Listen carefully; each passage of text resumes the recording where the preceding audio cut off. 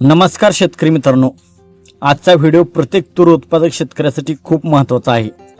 कारण तूर लागवडीच्या वेळी सर्वात जास्त विचारला जाणारा प्रश्न म्हणजे खडका तूर लावावी की चारू तूर लावावी. सोशल मीडियावर, यूट्यूबवर आणि शेतकऱ्यांच्या ग्रुपमध्ये याच विषयावर चर्चा सुरू असते. काही शेतकरी म्हणतात खडका तूर सर्वोत्तम आहे, तर काही शेतकरी म्हणतात चारू वाणाचे कौतुक करतात. पण खरंच कोणता वाण जास्त उत्पादन देतो, कोणता वाण कमी पावसात टिकतो आणि कोणता वाण तुमच्या शेतासाठी योग्य आहे, याची सविस्तर माहिती आपण या व्हिडिओमध्ये जाणून घेणार आहोत. सर्वात आधी एक महत्त्वाची गोष्ट लक्षात घ्या, कोणताही वाण 100% सर्व ठिकाणी यशस्वी ठरत नाही. वाण निवडताना आपल्या भागातील पाऊस, जमीन, पाण्याची उपलब्धता आणि व्यवस्थापन याचा विचार करणे गरजेचे असते. सर्वात प्रथम आपण पाहूया खडका तूरची वैशिष्ट्ये. मित्रांनो, खडका वाण गेल्या काही वर्षात अनेक भागात लोकप्रिय झाला आहे. विशेषतः ज्या भागात पावसाचा भरोसा नसतो त्या भागातील अनेक शेतकरी या वाणाला पसंती देतात. खडका वाणाचे झाड जोमदार वाढते, योग्य परिस्थितीत फांद्याची संख्या चांगली येते आणि शेतकऱ्यांच्या मते हा वाण कमी पावसातही चांगला टिकाव धरतो. त्यामुळे कोरडवाहू भागातील शेतकरी याकडे आकर्षित झाले आहेत. मी स्वतः यावर्षी 13 जून रोजी 5 एकरमध्ये खडका तूर लागवड केली आहे. सध्या उगवण सुरू आहे आणि पुढील सर्व अपडेट्स मी तुमच्यासोबत शेअर करणार आहे. आता पाहूया चारू तूरची वैशिष्ट्ये. चारू वाण देखील अनेक जिल्ह्यामध्ये लोकप्रिय आहे. चांगला पाऊस आणि ओलावा मिळाल्यास या वाणाची वाढ उत्कृष्ट होते. योग्य व्यवस्थापन केल्यास शेंगाची संख्या चांगली मिळू शकते. मात्र काही शेतकरी सांगतात की चारू वाणाला वेळेवर खत आणि ओलावा मिळणे गरजेचे असते, त्यामुळे व्यवस्थापनाकडे अधिक लक्ष द्यावे लागते.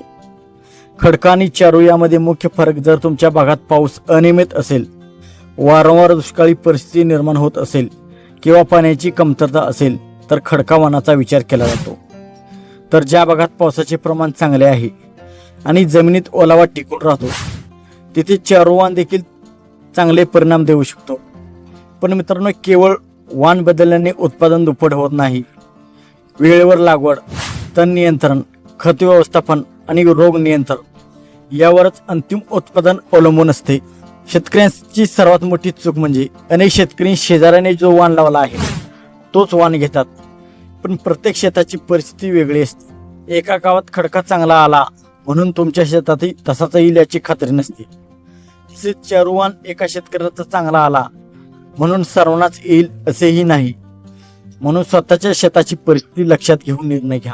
मित्रांनो, यावर्षी मी 5 एकरमध्ये खडका तुरीची लागवड केलेली आहे.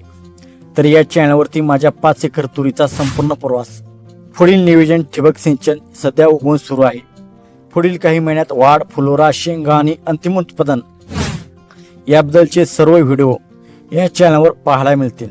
म्हणून जर तुम्हालाही तूर शेतीची आवड असेल तर चॅनल सबस्क्राईब करून ठेवा.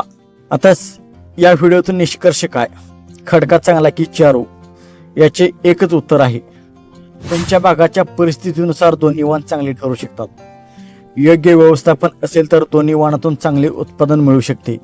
त्यामुळे इतरांचे एकूण निर्णय घेण्याऐवजी आपल्या शेताची परिस्थिती लक्षात घेऊन वाण निवडा. आता कमेंटमध्ये नक्कीच सांगा, तुमच्या भागात खडका जास्त चालतो की चारू, आणि तुम्ही यावर्षी कोणता वाण लावला आहे हे कमेंट सेक्शनमध्ये नक्कीच सांगा. आणि पुढील अपडेटसाठी, आपल्या खडका तूरच्या पुढील अपडेटसाठी चॅनलला सबस्क्राईब करायला विसरू नका. धन्यवाद. जय हिंद, जय महाराष्ट्र, जय जवान, जय किसान. थँक्यू.